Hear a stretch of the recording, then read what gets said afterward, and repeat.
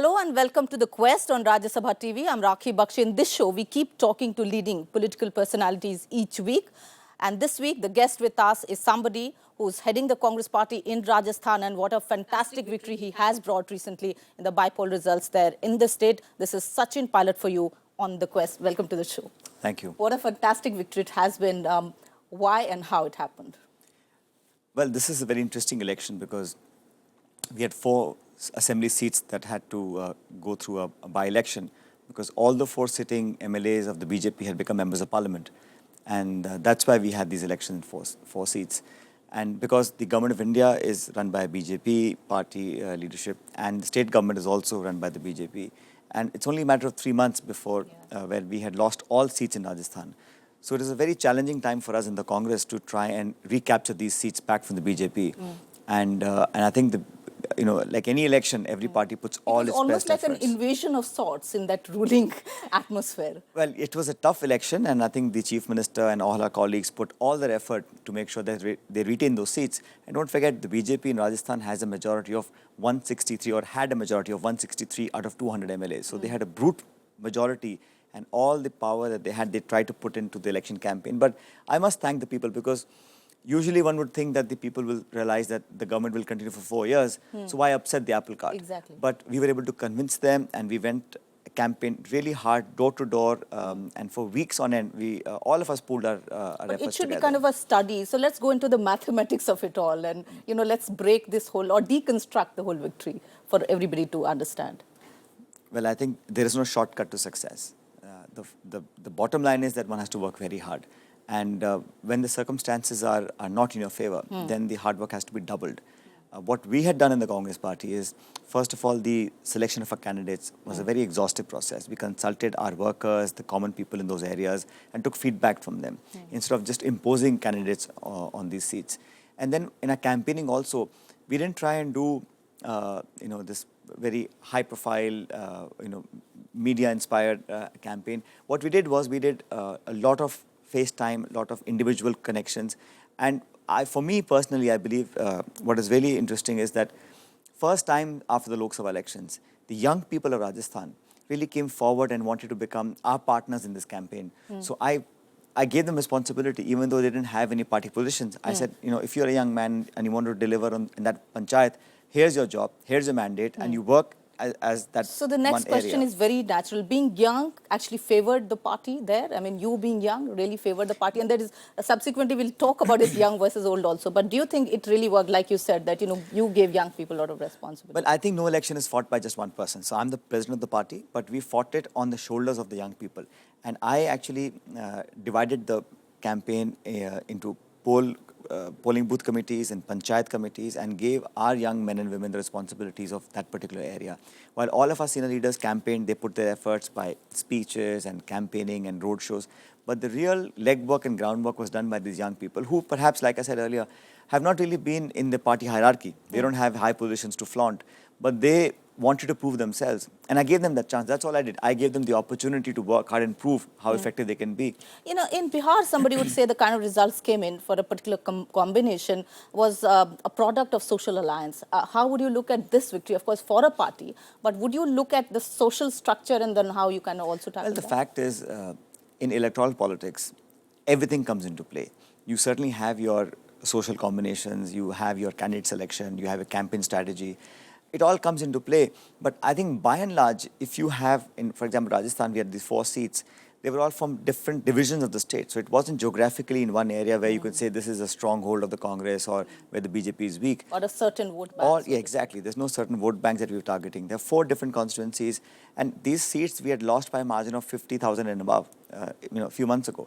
So to recapture those lost votes and then to win again was a very daunting task. But it was made possible only because A, we worked very hard, like I said, and B, we involved everybody in the campaign. Senior leadership, of course, people with experience gave their time and effort, but the real effort, like I keep saying it, is my young team, who I say mine because they may not be in my party hierarchy right now, but they wanted to attach themselves to the Congress fold, which is very, very inspiring for us as leaders of the Congress. And did you get a lot of freedom from the party leadership sitting in Delhi? I mean, well, you see, this election, like all elections, it's fought under the leadership of our President, Srimati Sonia Gandhi, and Vice President Rahul Gandhi. In by-elections, the Gandhis and the president have never really campaigned. I mean, that's been the norm, for decades. But yes, the confidence and the freedom to operate, to decide, to strategize, to execute our campaign was totally given to us by the Congress party president. And it is because of that that we were able to perform. Otherwise, in no other by-elections, there have been about 10, 11 states. In no other state has the opposition been voted back. You see, in Uttar Pradesh, Samajwadi Party got majority, but they were in government. In Uttarakhand also we won, but there we had the government. Here, Rajasthan is the only case where BJP was in power with all 25 Lok Sabha seats in their kitty 3 months ago. And out of the 4, 3 of those seats we captured back from the BJP. So, so this whole theory that whoever rules gets the votes, I mean, how would you look at this theory getting trashed actually? I think this theory has been proved wrong in Rajasthan for sure. And it goes to show also that people have spoken out against the governance because BJP has had 9 months of office in Rajasthan. And clearly, I don't think the people are satisfied with the direction in which the state is heading, the governance, because they made a lot of promises, a lot of commitments, but execution and delivery is certainly lacking at the ground. Because, when I traveled in these areas, and I've been doing for 2 months consistently now, farmers, young people, whether it's electricity, whether it's seeds, whether it's diesel, whether it's manure, whether it's local schools, the kinds of administration that government should have done, which enjoyed a huge majority, was lacking, and that's why people wanted to speak out against that governance So structure. what was your immediate feeling like when you heard the results? Sense of vindication, what was it like? Well, I was sitting just outside and in Jaipur and waiting for the results to come.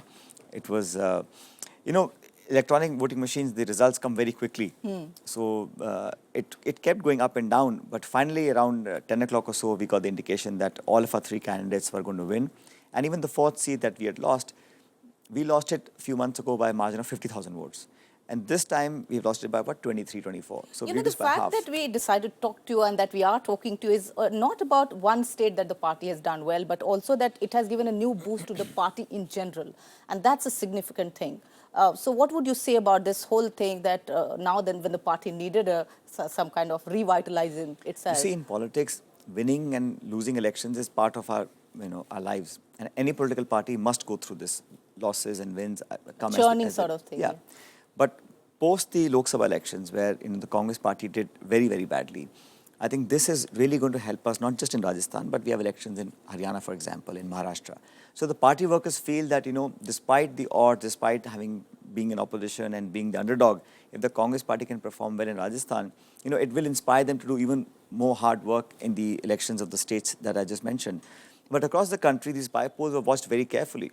And the BJP was so confident of almost winning every seat that they contested that, incidentally, I'm told that because of the results that came out yesterday, the BJP has agreed to the Shiv Sena's proposal of lesser seats to be taken in Maharashtra. Some impact there, huh? Yeah, I think maybe Uddhav Thackeray should thank me and the Congress party for getting that done. So I'm sure Uddhav Thackeray should be watching Rajya Sabha TV. Looking at the Congress party itself, and as we began talking about this whole young versus old kind of debate, which is going on, of course, and yesterday on a channel, one of your senior leaders from your party actually congratulated you, saying that this is about a young person and leader who's done well, and a lot of credit goes to him as such. So how would you look at this whole generational shift, which is kind of should happen or not happen? And see, I think the choice of words is very important. When you say generational shift, one thing is, agreed upon by everybody, that change is inevitable. It is the only constant in life is change. And with change must come different people, different ideas, and an organization can only remain robust and dynamic if it accepts that change. If you close yourself off to all changes, you'll remain stagnant. The Congress party has been around for 128 years, only because we've changed and adapted at the same time. But the transition is and should be seamless. This whole young versus old, me versus you, this versus word doesn't exist in politics. All frankly cropped up when Rahul Gandhi became the vice president, and then Rahul Gandhi became vice president unanimously by every single congressman having asked the Congress president to appoint him. So it was young, old, middle-aged, men, women, every caste, every state said that Mr. Gandhi should be made vice president. And even now, I think the media is overhyping the debate. It's not a debate. It's a matter of time where people who have had 3 or 4 decades of serving the party and the government will have to move on and allow more people to take responsibilities. I think the Congress party is one party where they have allowed, accepted, embraced change and young people across the states, not just in Rajasthan or It's one only other through state. good communication skills that you're not really coming out with the exact truth, maybe, which is there simmering inside the party. And I must say that there is something in terms of how some people sometimes say something and then there is some kind of bar there, but things come Let me out. tell you something, one comment. This question about something simmering, somebody feeling unhappy or dissatisfied, I think it's all untrue, because what really needs to be done is to communicate. And even within ourselves, whether it's friends and family, nobody lives in our heads. We have to communicate what we think. And I think whether you're old or young or middle-aged, doesn't matter. Our ultimate objective is to have this Congress party come to a strong position, to be able to come back and win the heart and minds of people. The only way we can do it is to take on the opposition parties and to stand united. The reason why we must remain united is because this country needs the Congress party. It is the only national party that has presence across the nation. Now, being in government, being in opposition is a matter of time. But our commitment to the people, our resolve, our determination, our hard work must be there for everyone to see. But the question I would like to ask you is that have you realized that now you are the opposition and you should be stronger as an opposition? What more realization do you want? We have 44 seats in parliament. And with Rajasthan, we have 21 MLAs No, out of making the 200. right interventions. Of course, this result in Rajasthan has been very good. But in general, as a party, how it reinvents itself to kind of counter, take on issues within the parliament, outside. Well, I think one must, as a political party, remain true to the cause. If we take up issues that are pertinent and relevant to the people of India, you'll always remain a political force. And the Congress party's future can't be dictated by one loss or two wins. You know, we've seen many setbacks in our history, but the future is bright. I think Congress is the only party actually which can embrace everyone. And I don't want to just blame the BJP, for example, because I think they speak in different voices. For example, they talk about growth, investments, governance, job creation, smart cities, etc. But on the other hand, you'll have people talking about, love jihad and Hindu-Muslim and, this polarization, and you have, Sakshi Maharaj saying something, Yogi Adityanath saying something. Dichotomy, sort of. The problem is, even if they are so-called the fringe elements, which I don't understand because he's the campaign committee chairman for the by-elections, how can he be fringe? And no one says that he's doing something wrong. No one stops him or objects to him. They allow that to happen. So to get the benefits of the right-wing, Hindutva forces to have political benefits, and then talk sobering voice in Delhi and saying, we don't know what's going on. So this double speak, ultimately today, social media, internet, mobile phones. Do you think there's a lack of sense of clarity somewhere? It's deliberate. It's not an honest mistake. They deliberately want these voices to keep coming up and flaring emotions, and then on a nice, comfortable high chair saying, no, we don't know what's going on, all this stuff is not us. But the fact is that you can't, ride in two boats. The kinds of voices that you're hearing today, from the Sangh Parivar, the VHP, the Bajrang Dal, somebody wanting India to become a Hindu state, somebody says, no Muslim should come to the Dandiya and Gabra, I mean, these are all statements that have come now. I didn't see them a year ago, because the new government has come into Delhi and they feel that under the government, but then shadow of the government, they have just been there for a few months, and we'll of course keep talking about how the new government is faring and what the Congress thinks about it. Right now, we are talking to Mr. Sachin Pilot on The Quest. Keep watching, don't go away. We're coming back shortly. So welcome back to the show. You're watching The Quest, and we are talking right now to Mr. Sachin Pilot. So you were talking basically about this whole gap or ideological atmosphere which is now with the current government and how Congress thinks. How would you look at this divide? I mean, can you elaborate more on that we were talking about? Well, I think running election campaign is different. Giving speeches in public meetings is different. Promising things are, it's very easy. But when you occupy a position of authority, then to deliver on those promises, that's where you're judged. It's quite easy to say that we will reduce prices, we'll get back black money, and no corruption in this country. It's all very good to say that. But when it comes to delivery, that's where people judge you. Because they talked about policy paralysis. On that front, what are your thoughts like? Because I think these are all words that have been coined to make them sound very interesting, and they sell in television and newspapers. But if you look at the performance, you have to judge people by what they do. 10 years of UPA government, the kinds of achievement we've had, somehow never reached the people in the right spirit. And all the negativity was plastered all over the newspapers and televisions. And people always thought that, they associated all the negativity with the government's last 2-3 years. This new government has got a clear majority. There is no coalition. There is no pressure from allies. In fact, this may probably be something that we should watch out for, because now you'll have the pressure from the same individuals who talked about the Ayodhya Ram Mandir issue, about the Article 370, about removing Article 370 from the Constitution about Kashmir. So these are the pressures. Now you will have Mr. Togodia and the other and friends of his who will want to do certain things. But being in government, you're sworn to the Constitution. You have to abide by the law of the land, and you can't take decisions based on religious interests or otherwise. So here is a chance for the party to get into agitational kind of politics, where it raises voice against things that are not correct, and so on. And I think so. Congress party will, and I can promise you, will not be found lacking when it comes to stopping such forces.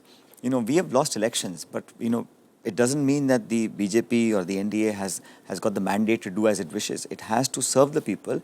We in the Congress will make sure they do it right. If any policy, any government step that we feel is not in the interest of India, of our people, we'll certainly make an issue about it. So two things, like economy, if you talk about, also the diplomatic initiative, which is really being talked much about, that how it has worked well. I mean, right now it is kind of working well, and now things are happening as we talk. The Chinese president is here already, and India is reaching out to the don't forget, India's global presence has increased immensely in the last 10 years. And Dr. Manmohan Singh, since 2004, has catapulted India into a major economic power. Our geopolitical strength has enhanced itself many times.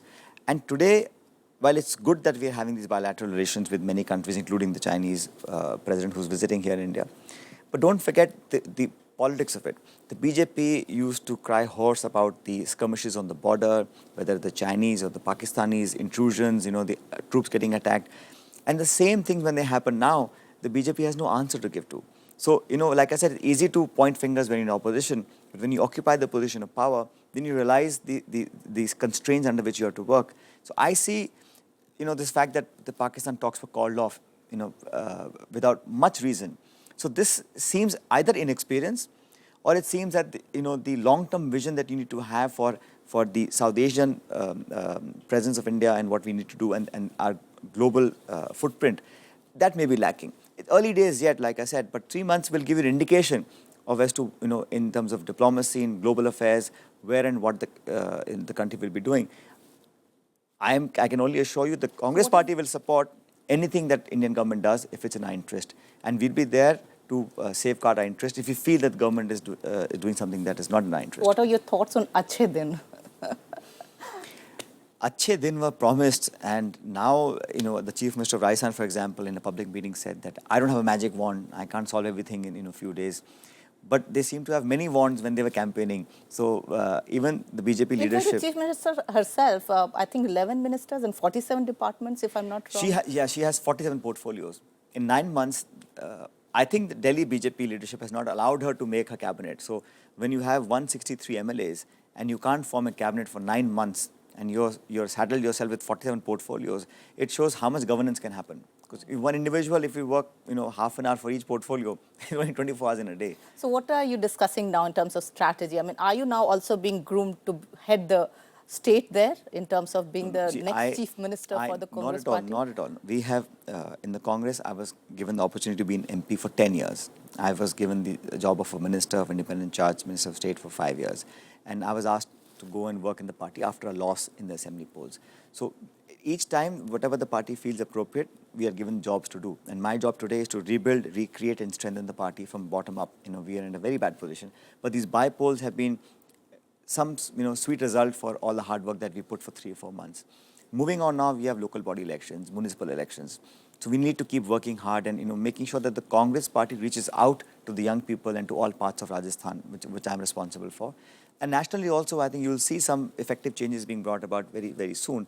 And we'll come up with a new avatar, a 21st century Congress party, all-inclusive, youth-centric, reaching out to people and doing the kinds of politics that India expects the Congress party to do. But after this particular victory in Rajasthan, do you think there would be a change in the mindset of how the Congress party has been working, especially recently, in terms of giving more responsibilities to younger people? It's already happened. You see, whether it's state leaderships, Haryana, Madhya Pradesh, Rajasthan, I'm there, Delhi. Many changes have been made where younger people, younger generation of individuals have been given the responsibility. So this change is happening. It won't happen overnight, but it has already begun to happen. And I can tell you, whether it's Mrs. Sonia Gandhi or Rahul Gandhi, they are the ones who were the first ones to understand the power of young people and give them political responsibility. It's okay to lip service, but to give them, the power of the pen, the power of authority in political terms, that's what sometimes parties don't do. They hesitate. But the Congress party has been doing it for about a decade. One political question I want to ask you is the kind of space Congress party should be making for itself in states. For example, look at West Bengal. What does it do? For example, in many other, you have parted ways in the Kashmir also, and so many other states. You have to really make your presence felt. So what is being done to regain maybe the space and then? I personally believe that we have to start focusing on the states as a state. And state leaderships, whether it's in Jammu and Kashmir, whether it's in Bengal, whether it's in Tamil Nadu, or even in UP and Bihar, we've got to start making people accountable, responsible in districts and in the states, because the battle on the ground is fought by people who live and work there. And I'm sure we are doing many things, but perhaps we need to do a lot more, because the results and the kinds of feedback that we are getting from these states, a lot more work needs to be done clearly. But it's not to say that the Congress party is not there. The Congress party, its presence, its roots are still very strong.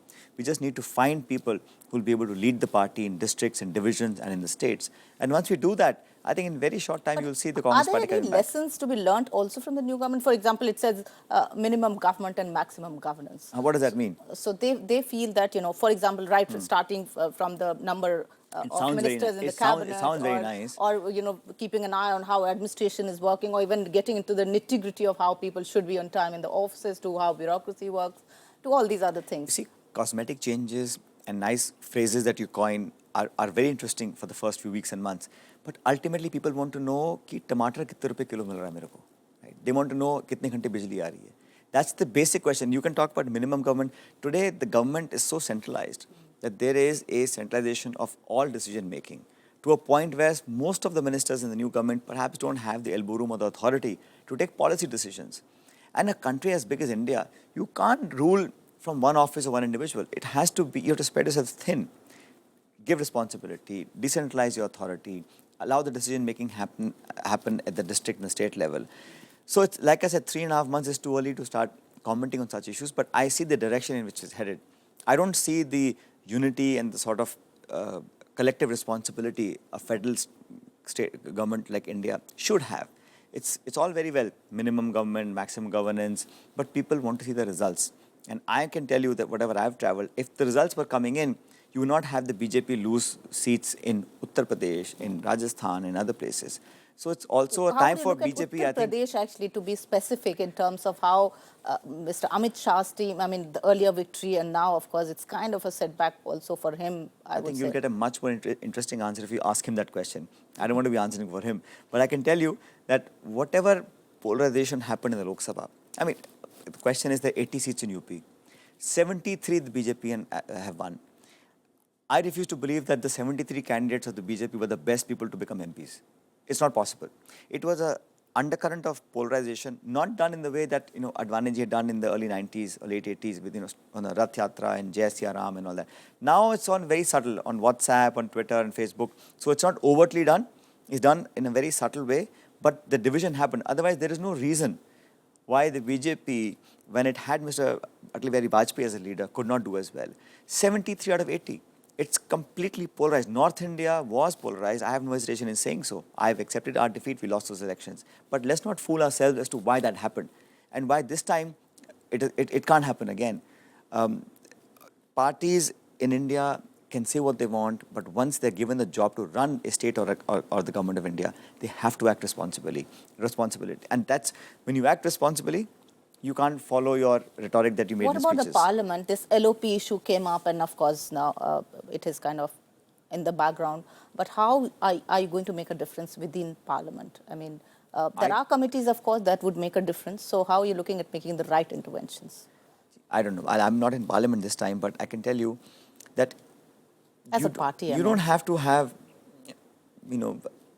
X number of people to make your presence felt. I think the Congress party, with whatever number we have, has already proved to be an effective opposition.